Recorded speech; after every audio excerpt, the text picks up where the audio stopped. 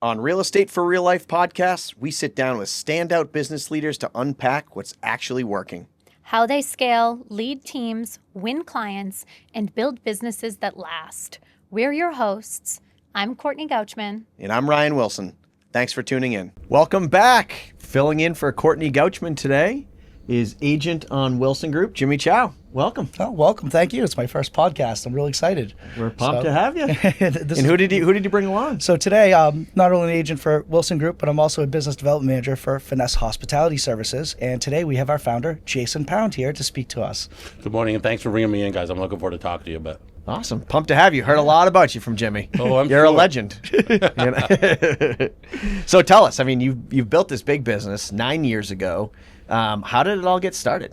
Give us a little rundown. So let me just tell you a little bit of what we do. Yeah. I run a company that's called Finesse Hospitality Services that was based first and foremost on coat and luggage check services in Boston. Cool. And it started at the convention centers. It started at the, what's now the MCEC, but it started at the BCEC in the beginning.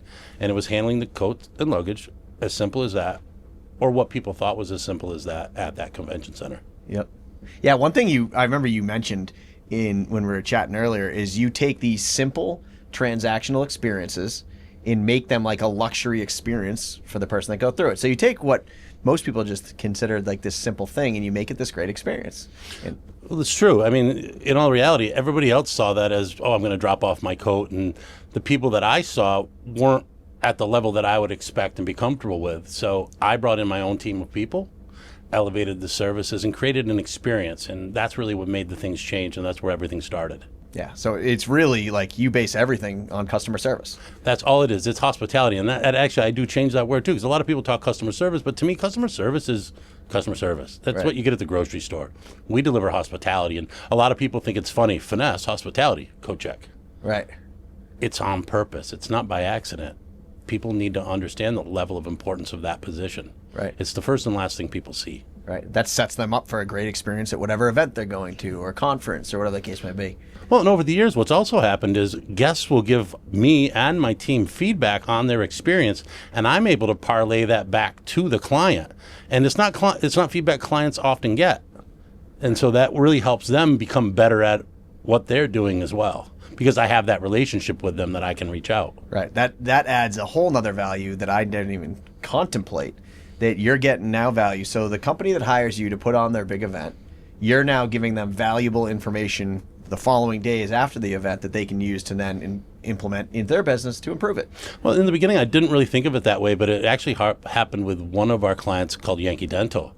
This older gentleman came up and gave me some feedback at Coat Check directly that I gave back to the client.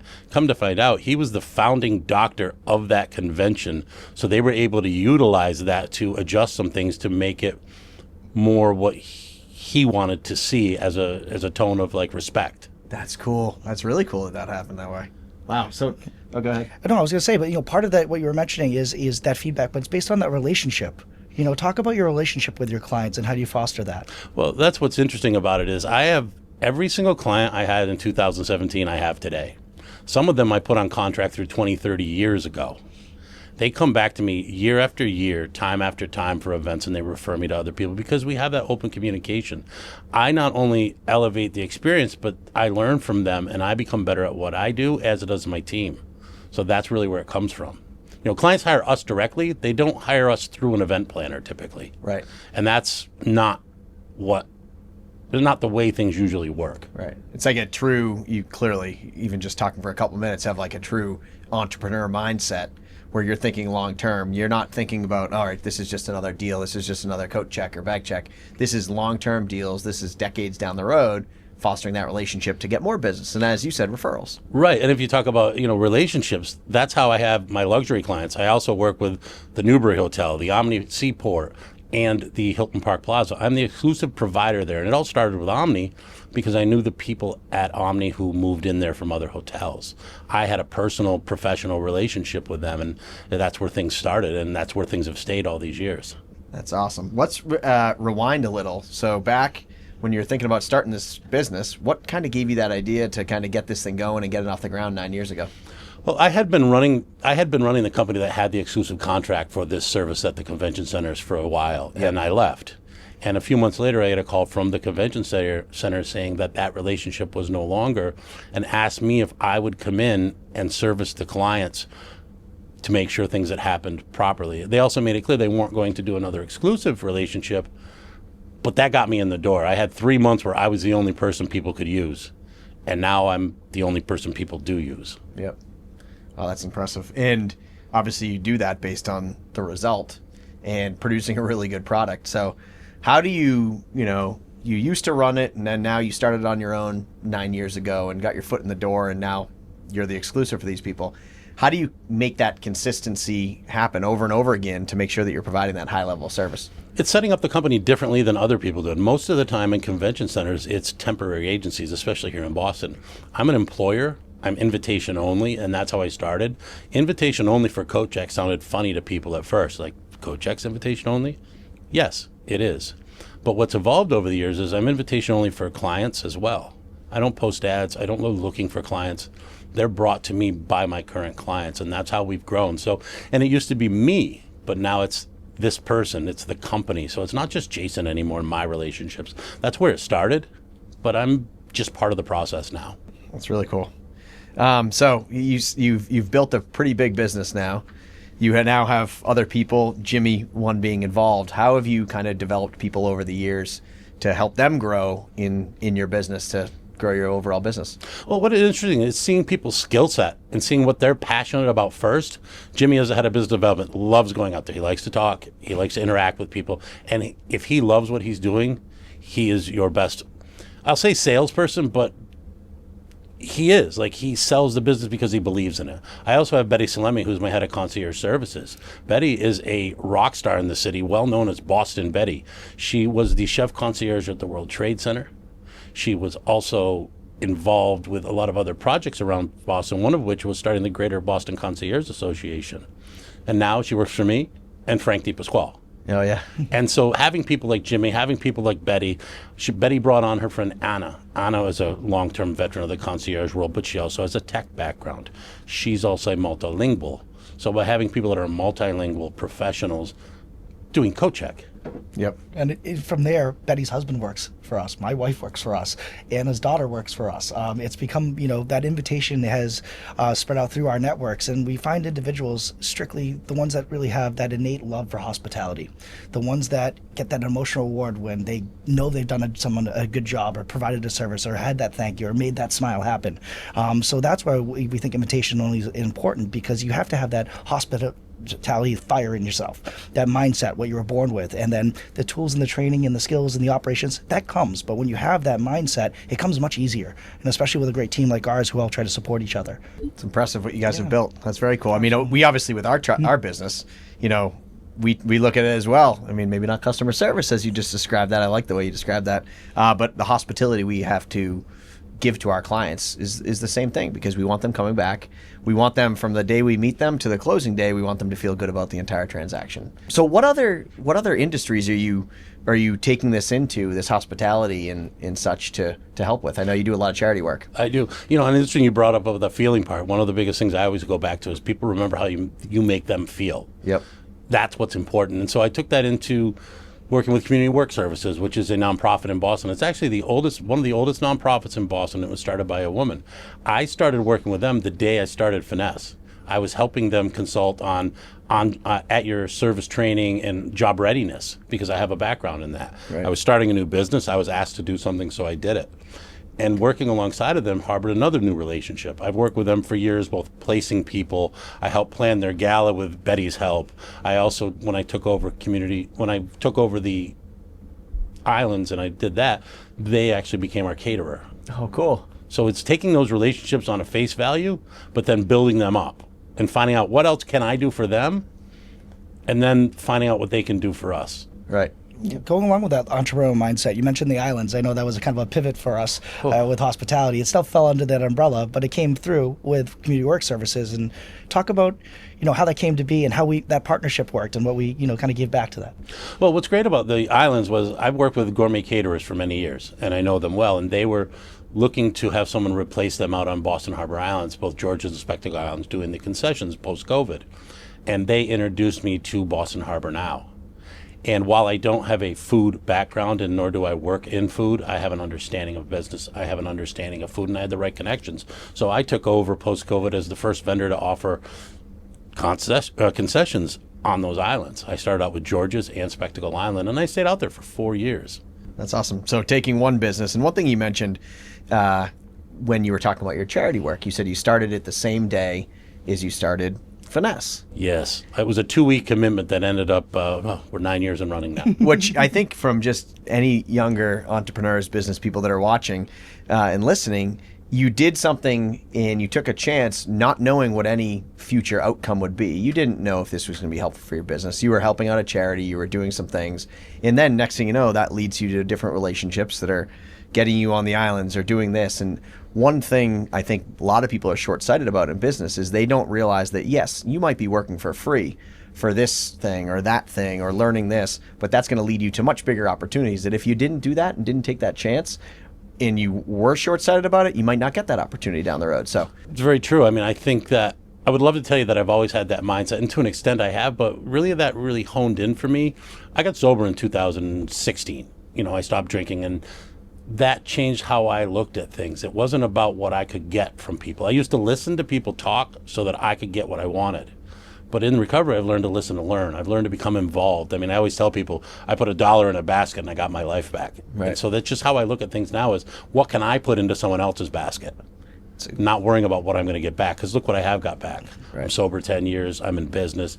I'm reliable. yeah, that's a great mindset. And a lot of people go through their whole life without getting that gift of understanding how important that is for life. So tell us more about that. Like, that's incredible. Sober for 10 years. How has that changed your outlook on things from a business standpoint, personal standpoint? It took out I used to use this from the WIFM, what's in it for me. That was a big thing for me throughout my life. And I would find jobs and I would grow with the company, then I would move down and move around to new companies to try to build them. But in recovery, it taught me to stick with something, reset when you need to, focus on one thing, listen to what other people need. And when you become frustrated with other people, because I do, right? Find out what it is within me that's frustrating me. Mm-hmm. And that's translating that into business. It's finding other people's pain points. What are their pain points and how can I fix them? Coat check specifically. The convention center prior to me would have to run down the convention center employees, leadership, director. When there was a large coat check, it was always a mess prior to me. They would have to run down and help the coat check company. So they'd have to help the person they hired to do a job do their job. Right. And Diane, who walks around the building now, she's a new COO of the building, and she said to me, she's like, and every time she passes by with someone, she's like, this is Jason, he runs our, and ever since he's been in this building, I've never had to lift a finger at coat check. I mean, that's a great compliment. Oh, it's great. She's my reference. So Right. You're doing your job at a high level. It is, because seeing things in something that others don't. Right. And that ties back to my recovery, seeing something in myself that I hadn't seen before. That's great. One of the things you mentioned is, and I think about it a lot, when you're having these conversations with people and you're trying to get in a relationship with them, because frankly, you're trying to understand them to see if you can help them. You're asking questions. Most people ask questions and they listen and they listen and listen. And they listen just so they can respond. Right. But if you're frankly listening to actually understand where they're coming from and understand how you can help, you actually might be able to help instead of just looking to react, which I think a lot of salespeople do. And that's how you get the right business. Not every business is the right business. Right. Not every piece of business is right for anybody. But by listening, you learn. And that's how I got into that's how I got into the islands. That's how I got involved with community work services. It was because other people referred me to them. Yeah. I don't look for business, and it's not because I don't have to look for business. I mean, I don't. In reality, people bring it to me because of the people I have. It's not about me. At times it is, because it has to be. But it's about the people I have doing their job day in and day out.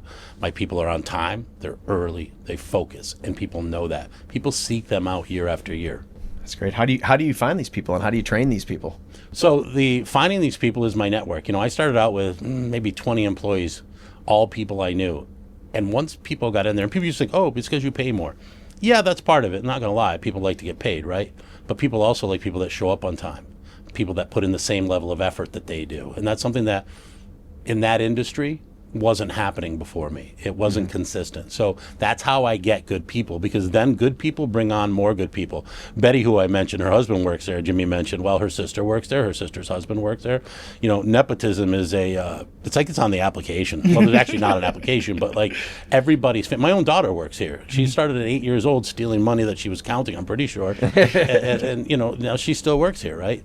So that's really what it is bringing those people on and keeping them because they get treated well. And in the beginning, it was buying people lunch and doing different little things like that. But now I'm harboring a relationship with a company that handles water, and they're going to provide me with water, not only for my staff, but to hand out to promote their water. And it's not just any water. I won't mention them right now, but it's a water that I believe in. And in recovery, water's kind of important. Right. Other things are dangerous. Yeah. So that's interesting. I mean, we're always trying to find a different way to utilize CoachCheck and that first impression and last impression experience. And really, a lot of the attendees that come up don't expect the level of hospitality and cordial and friendliness from us. So they stay, they chat with us for a while, they ask us about the city and where to go. If we see that they have some suitcases, help them get to the airport. But oftentimes, our clients and guests, there's opportunities, there's FaceTime there. And so we've tried to take this, small transactional piece and make it into a great experience, but also now there's business aspects to it. Can you talk about some of the other aspects that we're working on as far as using our tickets and using our exposure there? Well, that's great. It started out with CoachCheck, but then it became bags, right? People carry bags and people are carrying more bags, so we take those. So that extended our business first and foremost from a seasonal business to long term. We have events in June, July, and August as a CoachCheck company. We have specialized tickets. A lot of people order their tickets off of Amazon, and they're 0 to 500, yellow, blue, green. I have a specific vendor that not only provides the tickets, they're branded with my name, but the bag tickets have an elastic loop, so they properly attach to a bag so they don't damage it. Then after a while, I realized, well, if my marketing is on one side, why can't someone else's marketing be on the other side? So one of my first people with that was Stubby's in the Seaport. They're open till 3 a.m. So I put their QR code to their ordering system on the back of my tickets, because every coat that leaves my possession has a ticket in its pocket with that QR code. So not only does it support another local business, but I also had them pay for that. So it paid for the one piece of overhead I have, which are those tickets. And that's how we've grown that business in that aspect and being available in one small way. That's really smart. I mean, great marketing idea for sure. So, and it cuts your overhead. What else do you do? Because at the end of the day, you get hired by one of these convention centers or hotels to check bags and coats, whatever the case may be, and you're putting them away. It's a volume game. So, I don't know how many, if it's the type of thing where, all right, if it's this number of garments, it's this price or this or that. But how do you scale something like that? There's two different ways. There's two types of, and a lot of people don't realize this, there's two types of CoachCheck. There's a hosted CoachCheck where the sponsor pays for it, and we base our staffing on the number of attendees. Now, after doing it for 10 years, I know the attendees, I know how to staff it, so I bill them an hourly rate, correct? So that's how that works. The other side of it is there's the cash aspect, which I think I'm the only one actually that does that. If a client wants to have a cash CoachCheck where they charge the attendees, I create the same system, but with a guarantee. So I still make my money. I don't have to worry about losing, but it lowers their cost. That's how it started. But again, over the years, going back to the marketing piece, I've gotten people to sponsor the tickets and sponsor the event by utilizing that ticket. So now I've lowered my client's cost. And once you lower someone's cost, they're looking to tell you everybody else. And in the beginning, I made CoachCheck not free, but affordable, but a better experience than most had. Right. And that's really what changed the game, and that's how things worked out for us. It's looking for those opportunities. So how do you, this is probably something you train, but maybe it's just innate as well, but like how do you convey, or how do you show your clients and your staff what an average experience is to an unforgettable experience? Like how do you change that level? I think that's pretty easy. I mean, we've all checked coats in the world. And when you Google CoachCheck, I don't think you find many good experiences listed, right? Yeah. But when you Google CoachCheck Boston, my name comes up first. Yep. And that says it all. And why does it come up first? Yes, it's the people that we have, but it's the systems we have in place, and I can thank Jimmy for that. We created a manual on CoachCheck, right? And it has diagrams of how things are supposed to go, how the tables are set up, how the bags are put in order, how the coats are put in order. But the funny thing about that is, that's at the end of the manual. So not only is a company who does CoachCheck have a manual, most of the manual is about service. It's about expectations. And I don't have to repeat it. People read it. Right. What's a level of service? Because everyone could, in any line of work, I don't care what business you're in, could increase their customer service, their experience. What's something that people don't think about that it adds to your level of experience? One simple phrase really does. I like to say that we're a my pleasure company in a no problem world. A lot of people in today's society say that, oh, thank you, no problem, no problem. Yeah. People don't want to hear no problem. That's a negative connotation. But when we say my pleasure, people stop. Nancy, who works for me, says, thank you for using our services. We appreciate working with you. It's those personal touches that make a big deal. I, at larger events, put someone out as a line greeter. Do I really need a greeter at CoachCheck? No, I could just let the line be there like everybody else, but why don't I have a line if I don't need one? Because I have someone out there greeting people, timing the line on my end so I know how long things are taking, but also making people seem like that time is less. Yep. People don't like to wait. We know that. Right. I don't like to wait. Especially at the end of an event. And I don't check coats anywhere except it's mine. Yeah. Because I know I'm going to be disappointed. Right. By those simple phrases, it reminds me of something you wrote in the write-up prior to this podcast. Is you wrote something along the lines of like, we're passionate about it, and that shows. Absolutely. I mean, if you're not passionate about CoachCheck and doing that, then you don't work for me. And it's because it's not about CoachCheck. It's about the people involved with CoachCheck. And it's not about my people only. It's the people on the other side of that table who walk up year after year and be like, Jason, how are you? You know, we just ended up working with a large client for Nike in a volleyball tournament because of our reputation. That's really what it's about. It's not a reputation for CoachCheck. Yes, we're very good at it and we're excellent at it. And everybody else put their mind to it, they could be good at it and excellent. People ask me, oh, by giving out the manual, couldn't someone steal your idea? They can steal the idea. They can't steal the people. Right. They'll never do it as well as I do. Love that confidence. What is what would you say, if anything, like where is this industry going? Obviously, we have a lot of technology changing things. Is there a gap that you see?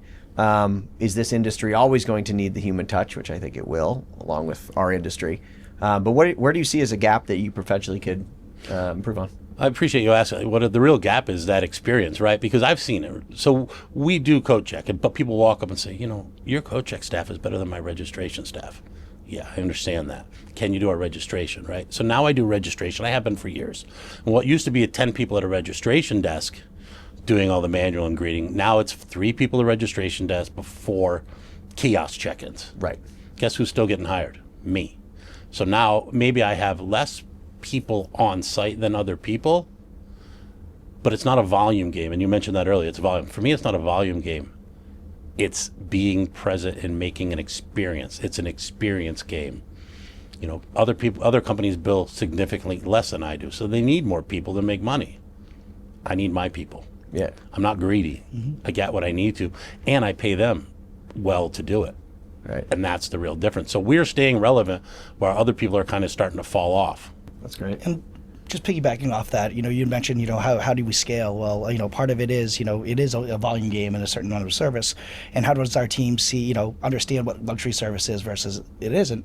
And what Jason said is we're scaling with our existing clients, the ones that have been with us since 2017 who are contracted to 2030.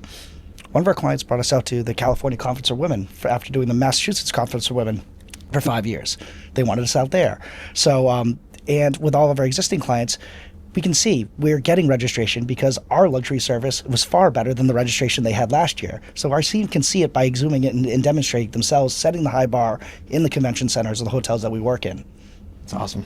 Yeah, our clients scale us. Yeah. Hey, that's we just did a registration. Yeah. Well, we did an event for a bio client at the MFA, and 2 days later I got a call that a certain very important person in this world was doing an event at the convention center for bio, and they needed my service over there, so they called that person. That's how it happens. And again, like you said, we do other services. We consult. Right. You know, we've consulted different people. We consulted Lipoli companies years ago out in Lawrence. They were starting a building for residential clients, and they couldn't find someone to teach and train their residential concierges, and nobody would do it for them. Right. You have to train a staff to give that level of experience. Like, how do you do that? Do you personally train them? Who does this? So I think it starts with, yes, you have to train the staff, but you have to have the right people. I think a lot of people think anybody's trainable, and that's not the case. So I do work with the training, and I am part of it, but I have Betty I have Jimmy, I have Anna, I have other leads that are also part of that training process, even in the consulting aspect. Again, I mentioned earlier, it used to be me, right? It's not me anymore. I'm part of the process, but the people around me use the systems that we have. We actually consulted years ago and trained at Massport. A lot of people don't know that. Logan Airport was my client for 4 years pre-COVID. Oh, very cool. Training all of their customer service associates. Coat Check Company got that contract. Right. How do you, I mean, speaking about training, like how do you train yourself to think that way, to constantly think of that mindset? In essence, you either have it or you don't to start with. If you don't have it, don't try to make it. And also finding that in people. Jimmy has his skill, right? So I emphasize on that skill. But just because someone doesn't have that skill, what skill do they have? And if they can contribute to the process, put them to their potential. You know, I talk a lot about, we have a bar, right? And some people exceed that bar all the time. But I can't be disappointed in the people that meet the bar. Right. Because they're meeting the bar. They're meeting my expectations, and sometimes people don't get that. They also hire or keep people that don't meet the bar because they're more focused on the revenue. Mm-hmm. The revenue will come if you have the right people, and I think this is proof of it. Right. This is cool. I mean, it's amazing what you guys have done is you take this simple transactional piece of business and turn it into this amazing guest experience, which I just learned today, actually, based on feedback you get, can give a huge piece of valuable information to the people putting on this event. Absolutely. And it's not just about the coat check, bag check. It's much bigger than that. And it makes those people leave feeling better about the event that they were just in, and that's because of you guys. So Right, that's appreciate impressive. that. Thank you. It's quite an honor to be part of this process. I mean, we've been in so many, and we still are in so many different industries, and to be brought there by people, not to have to push your way in, it makes a big difference. Yeah. When you're welcomed in someone's house, they're a lot nicer to you. Yeah, I mean, it's much easier working with people that are referred to you, which is the lifeline of our business as well, versus, grind and cold call and stuff like that. You're getting the intro and said, hey, Jason and Jimmy took care of me.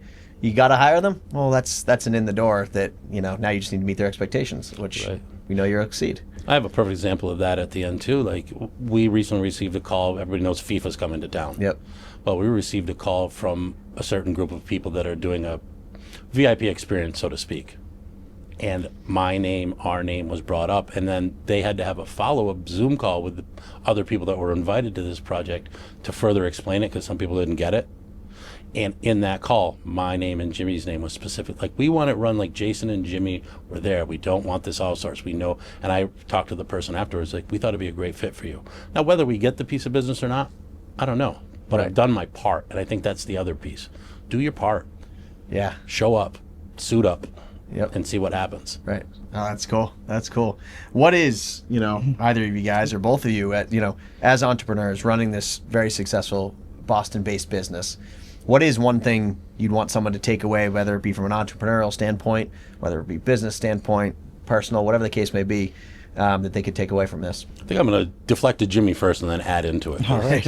Well, I mean, this all started because someone overlooked an opportunity, and someone devalued or discredited a position that was a forward-facing VIP, introductory position, first impression. And so, if everyone in different industries had a different mindset and had that hospitality mindset or that view, these opportunities wouldn't be overlooked as much. And there might be another coat check opportunity out there, I think, that we haven't seen, but maybe someone else has eyes on or has that purview, that's being overlooked, that's not being monetized, not being put on that pedestal that it should be, and not being adaptable to creating a better experience for whoever it may be in whatever business or industry. But I'm sure there's little niches here and there, and people are stepping over them or looking past them every day, and they're right there, and you just have to have the right eyesight for it. I love that, and obviously that goes hand in hand, which makes you an incredible real estate agent. Not only do you know real estate inside and out, you've known that for many, many years, but now you have that next level of customer experience, which what buyer or seller or investor wouldn't want to get that? Absolutely. They know they're getting the knowledge in real estate, but then they get that experience as well. It's pretty impressive. And that luxury service shines through, and then, I'm really happy that most of my buyers, sellers, and clients become friends. Yeah. But it all starts with, cordial, communication and respect and professionalism. That's awesome, man. And I think for me, coming from a different perspective as a business owner and founder, it's being able to reset when you need to, looking for those opportunities and seeing where people are accepting that mediocrity, but you can see that pain in their eye. Right. Once you see that pain and you can solve that problem, follow it. And you might not get it the first time. I didn't. Might not get it the second time. But you'll get it if you keep at it. It lines up with my recovery. Like, every day is a new day. Right. Go in there with the right attitude. Reset. I tell that to newcomers. Don't worry about it. And the other thing is, don't discredit your past experiences, because that past experiences is what got me to the islands, right? You mentioned Cheers. Cheers is what got me to run those islands for 4 years. I had nothing to do with food at Cheers. Name recognition. Right. So always keep in mind your experience is useful in different areas, and just look. If you look, you'll find it. Right. Experience is useful in different areas. I love that. And you've got a very impressive career and done a lot, and maybe just touching the surface based on where you're going and what you're getting. So I think that's pretty impressive. Nice. Thanks. How can we find you? So on social media or website? How can we? If you Google FHS Boston, you will find us. If you go to fhsboston.com, that is our website. But we are on Instagram. We are on LinkedIn. I am on LinkedIn. We are everywhere. When it comes to Coach Check, just Google Coach Check Boston or Best Coach Check Boston. I guarantee we'll come up first. Oh, I love it. That's great. Well, thank you so much for joining us, both of you guys. This is awesome. Really appreciate it, and look forward to chatting more. Thank you so much. Appreciate your time. Of course. Thank you.